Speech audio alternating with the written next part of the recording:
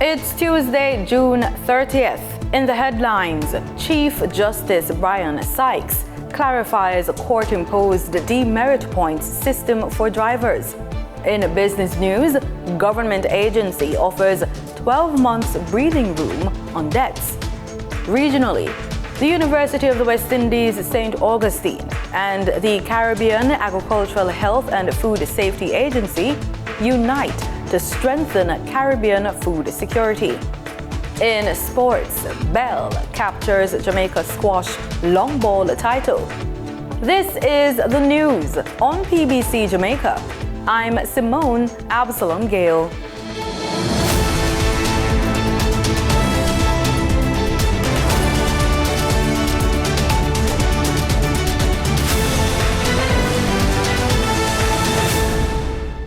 Chief Justice Brian Sykes says motorists appearing before the courts should expect demerit points and driver disqualifications where required by law.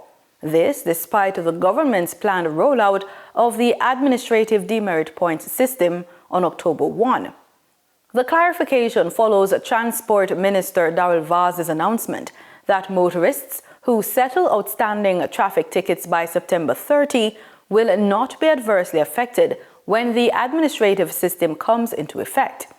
In a statement, Justice Sykes stressed that offences committed before February 1, 2023 remain governed by the Road Traffic Act 1938, which requires the courts to record demerit points and impose driver disqualifications where applicable. Under Section 98(1) of the Road Traffic Act 2018, where any person is convicted under a provision specified in column 1 of the 6th schedule for offences specified in column 2 of that schedule, the court before which the person is convicted shall, in addition to any penalty for that offence, order that the demerit points specified in that schedule in relation to that offence be recorded against any driver's license held by that person, and that the record of the order be forwarded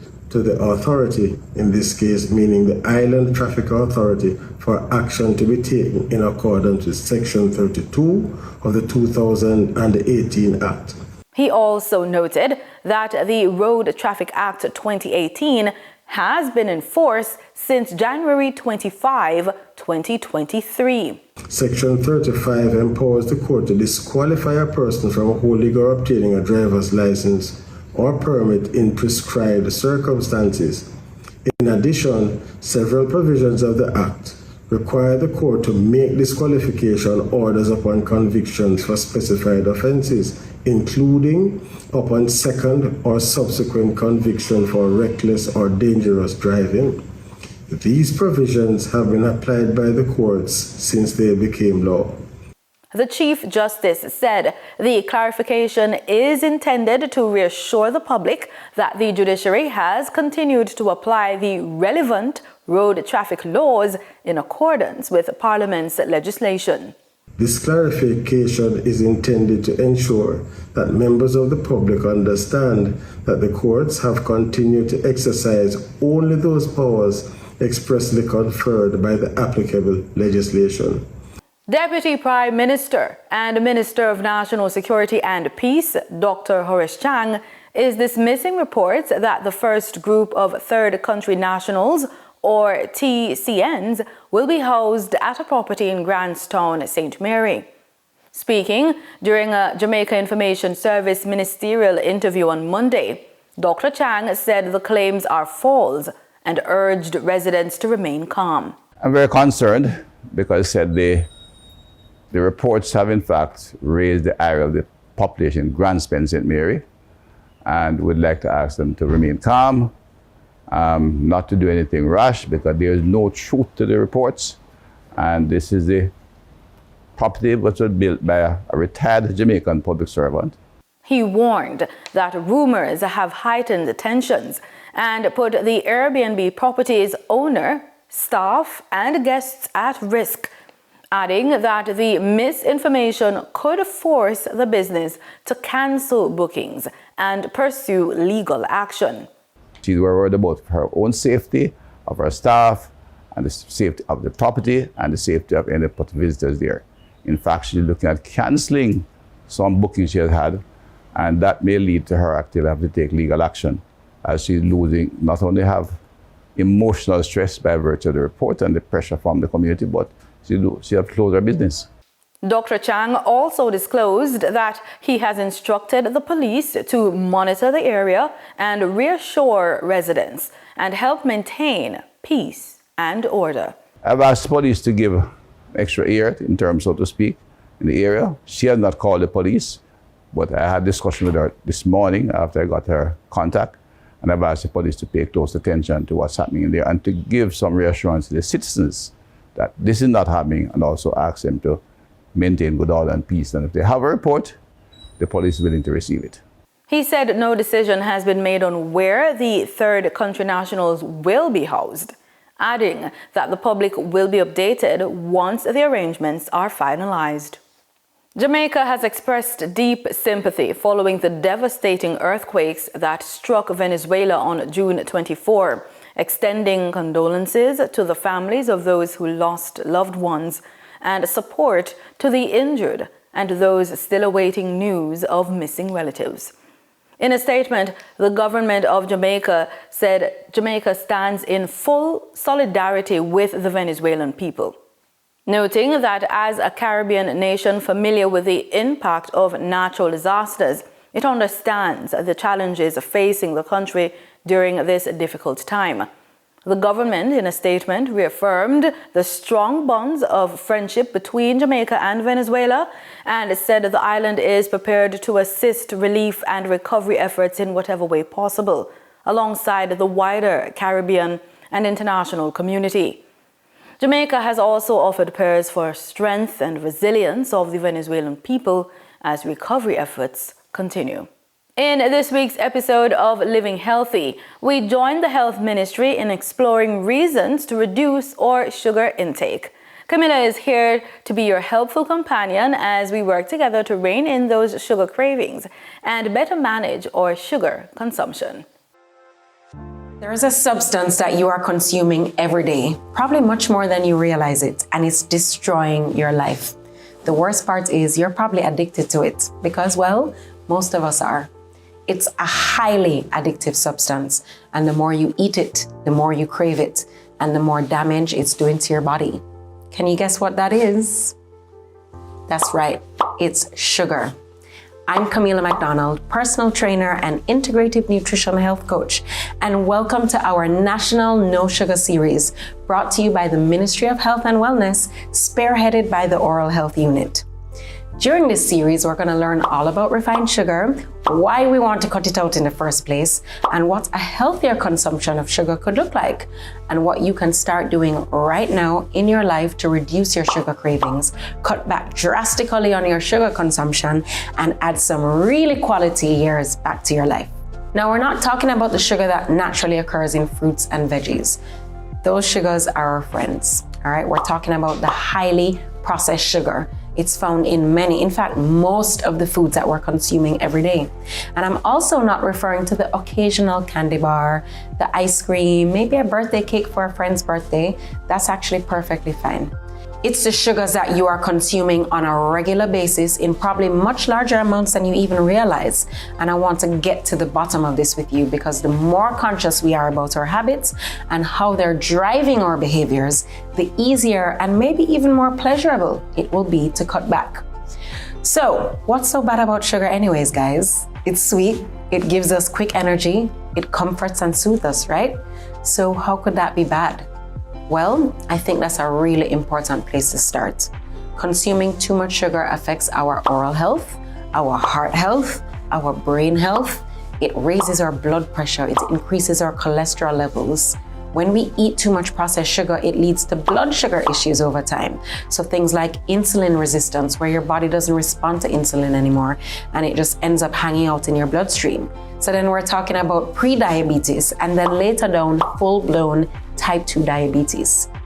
Also, an excessive amount of refined sugar raises the blood sugar levels to a point where there is high inflammation in the body. And when that is combined with the high levels of insulin, things like cancer cells could grow in these conditions. Too much sugar in our body also affects our gut health by feeding the bad bacteria and causing an overgrowth of them. And when we have an imbalanced gut, so many issues arise. It affects our entire health and well-being. Our mood, our energy levels, skin issues occur, sleep disorders. A gamut of problems that really affect our quality of life and oftentimes the length of our life. So this is pretty important, guys. We have this one precious life. We have to hold it sacred. We have to do as much as possible to almost biohack our health and our vitality. Don't you want to live a long, strong, healthy, and vibrant life? Well, anything at all that you can do to minimize your added sugar intake and bring down the inflammation in the body is doing exactly that. But guess what, friends? It's easier said than done. Added sugars are really addictive and they're found in just about everything. But if we address it and we deal with it, you can recover and heal. Because one thing with our bodies, if we provide it the conditions to heal, it's gonna heal. But why do we love sugar so much? Why does it have so much control over our lives? Why do we literally crave it morning, noon, and night? And then make all little stress reach we? The ice cream, the cookies, the cake, you know what I'm talking about, right? Whatever it is that your brain is telling you that you need for the comfort or even the energy. Why is this happening? Well, as humans, we naturally crave the sweet sensation that sugar provides us. Well, with refined sugar, just like the kind of nourishment we evolved from, it gets absorbed rapidly and lights up the pleasure centers in our brain. So dopamine, for example, or feel-good neurotransmitter, that sends us a signal from our brain to say, all is well in the world, I'm comforted, I'm loved, I'm safe. Think about our lives as children too. We were often given something sweet for just about anything. A reward, let's go for ice cream. Or maybe having a bad day, you're upset, you're frustrated, sad. The solution was probably a sweet treat just to make you feel better. So the associations we have with things that are sweet are so strong and go back as far as childhood and have become for many of us a coping mechanism, a sense of comfort and a soothing tool whenever we are experiencing heightened emotions. So things like frustration, sadness, hurt, even joy and happiness. One of the first things our bodies crave is something sweet. These are some of the things that we're going to be tackling together because when you are more in tune with the when and even the why you are consuming sugar, it really helps to reduce it. So, how much is too much? Watch this space for more as we dissect it together. Time now for the business report with Denise Williams.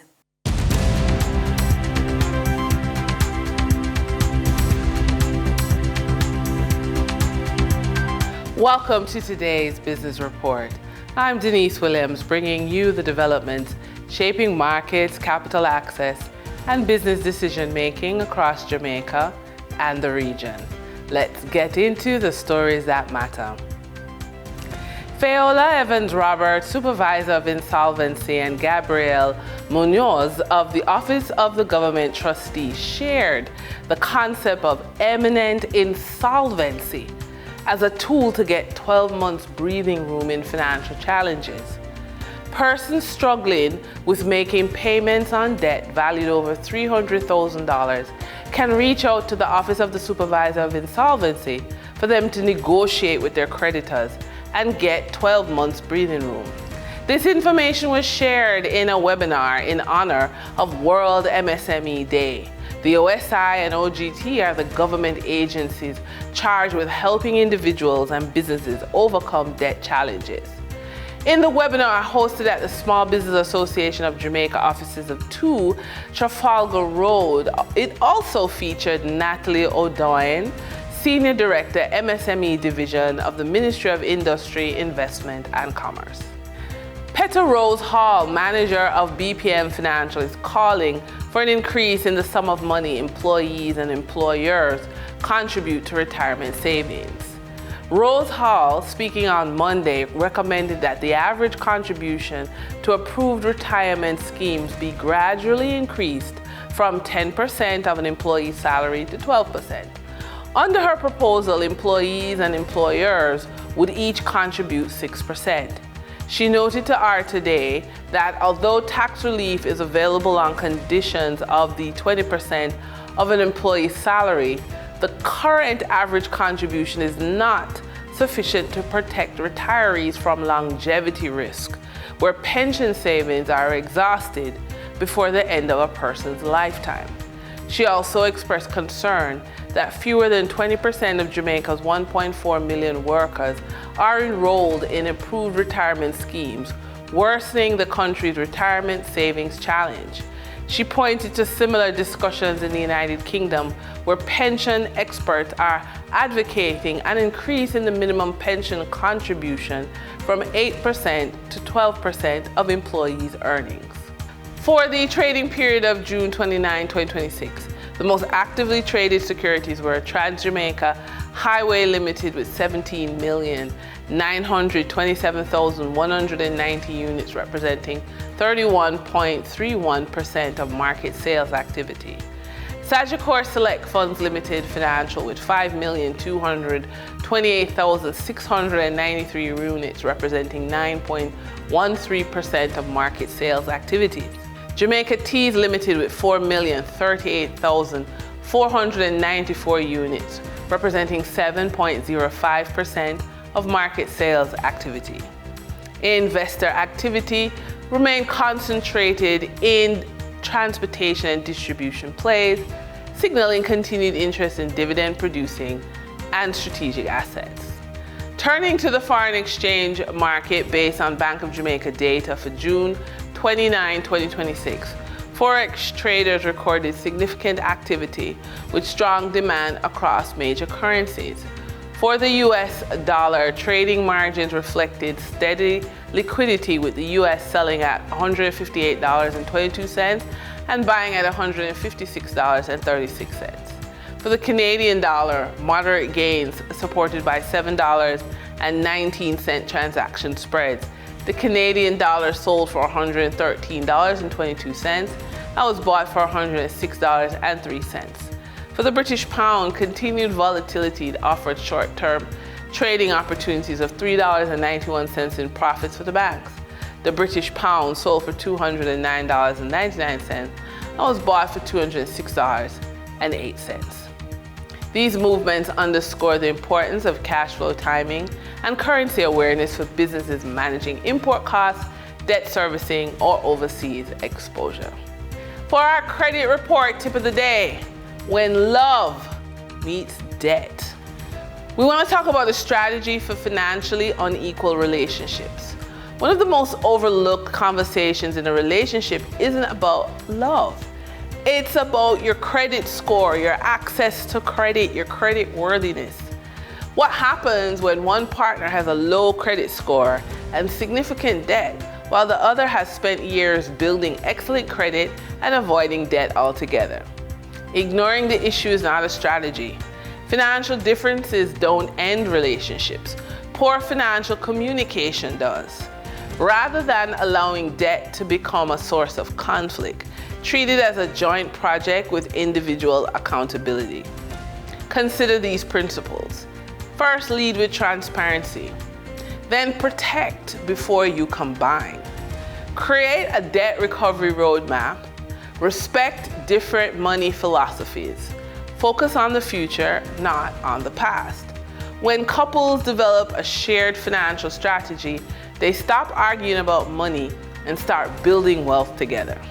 For our Funded and Focused feature, the growth decision most business owners get wrong is that many entrepreneurs believe the answer to growth is simple: work harder and get more customers.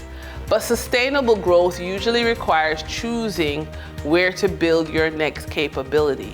There are two distinct growth strategies. Strategy 1, grow through more clients. Strategy 2, grow through more capital. The right strategy at the right time can transform a business. So which challenge are you solving for right now? Attracting for more clients or gaining access to more capital? And that's today's business report. I'm Denise Williams, bringing clarity to capital markets and strategy. Until next time, stay informed, stay intentional, and keep building forward. See you soon.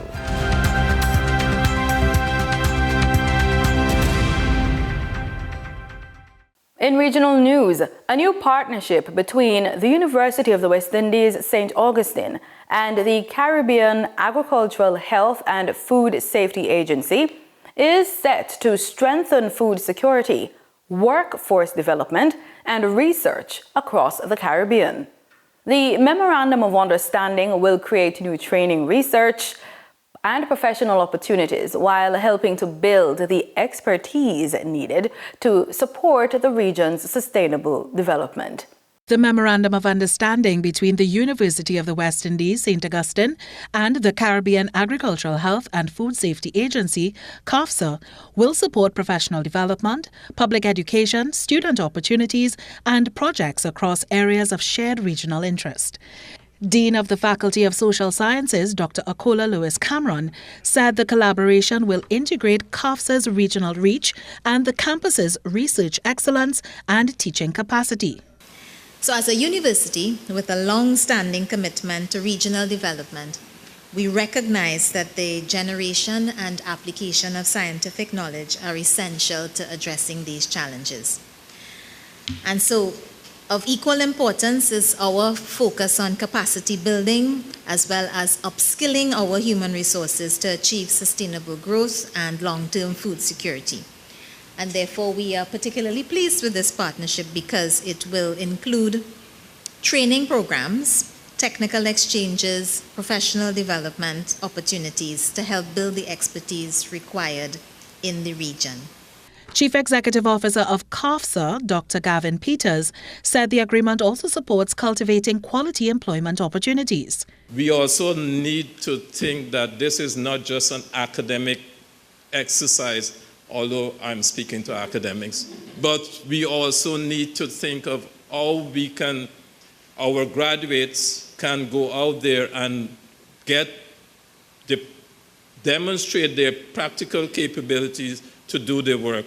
Because that is a complaint we get from the private sector or for places of employment who may want to offer them employment.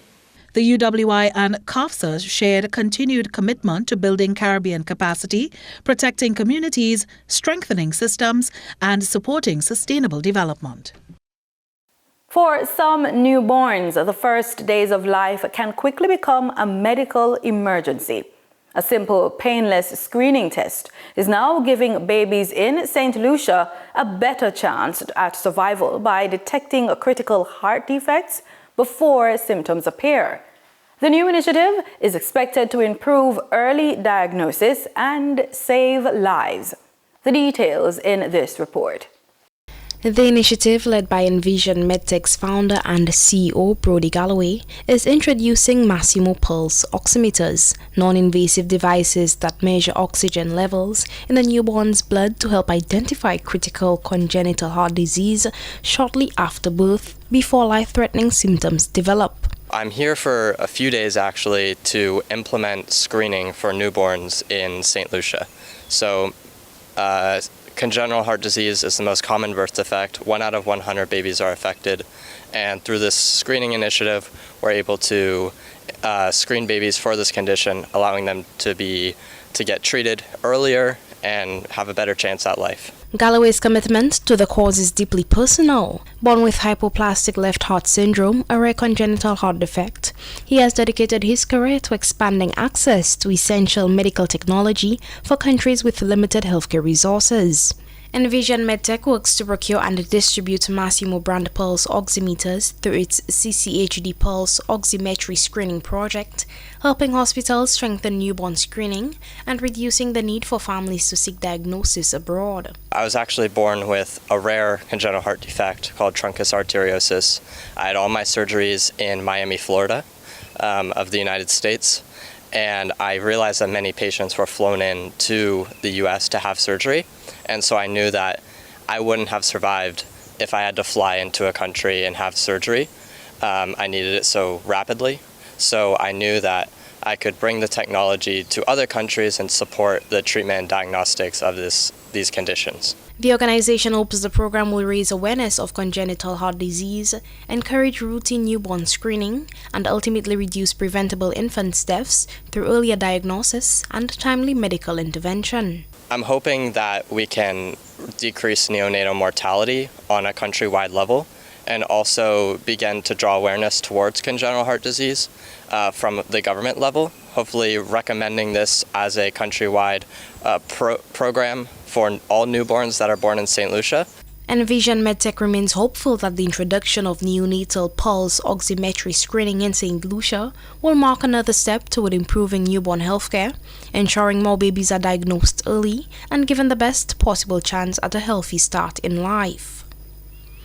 For the DBS News World, I am Amanda King. Belize's national family is continuing to grow. More than 100 people from countries across the globe have officially become Belizean citizens, marking a milestone that reflects the country's increasing diversity. Government officials say the citizenship ceremony is not only a celebration of new beginnings, but also an investment in Belize's future. News 5's Brittany Gordon reports. Thursday marked a new chapter in their lives as they were officially sworn in as Belizean citizens. Surrounded by family, friends, and fellow citizens, they raised their hands and pledged allegiance to a country they now call home. Coming from 22 countries around the world, Belize's newest citizens are adding fresh threads to the nation's cultural tapestry. Immigration Minister Karim Musa says their welcome into society is a powerful reminder that diversity isn't just a part of Belize's story, it's at its core. Some people don't understand and appreciate the responsibility and honor it is to be Belizean.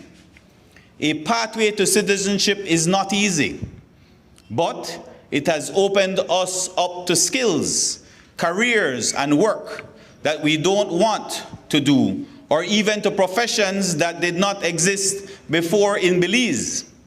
In sports, we're on the ball with squash. Jarazano Bell emerged champion of the 2026 Jamaica Squash Long Ball Tournament after edging Joey Levy in a thrilling final at the Ligani Club in New Kingston. Both finalists entered the title match unbeaten, with little separating them throughout the best-of-3 contest. The decisive third game featured several lead changes before the players were locked at 10-10. Bell eventually secured the winning point after a lengthy rally to claim the game 11-10 and seal a 2-1 victory. The tournament marked Jamaica Squash's second staging of the long ball competition.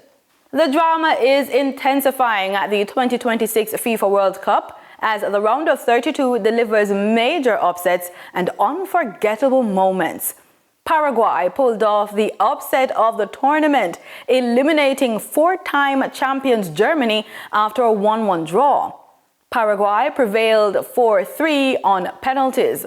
Morocco also booked its place in the round of 16, defeating the Netherlands 3-2 in a penalty shootout after the teams finished level at 1-1 following extra time. Five-time champions Brazil needed a dramatic stoppage time winner from Gabriel Martinelli to edge Japan 2-1. Martinelli's strike was the latest winning goal ever scored in regulation time of a World Cup knockout match. The round of 32 continues today as France will face Sweden, Côte d'Ivoire take on Norway, and co-hosts Mexico should be meeting Ecuador for places in the round of 16. And that's the news on PBCJ. You can follow us on our social media platforms at PBCJamaica. Thanks for watching.